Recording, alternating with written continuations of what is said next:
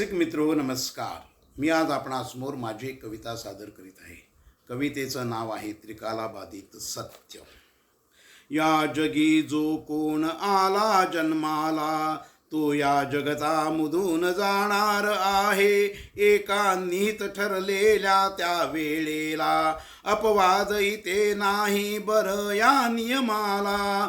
कितीही गरीब असो वा महाश्रीमंत, राजकारणी असो वा महान नीतिवंत, समजत असेल स्वतःला भाग्यवंत, तो आहे या जगतातला पाहुणा एक.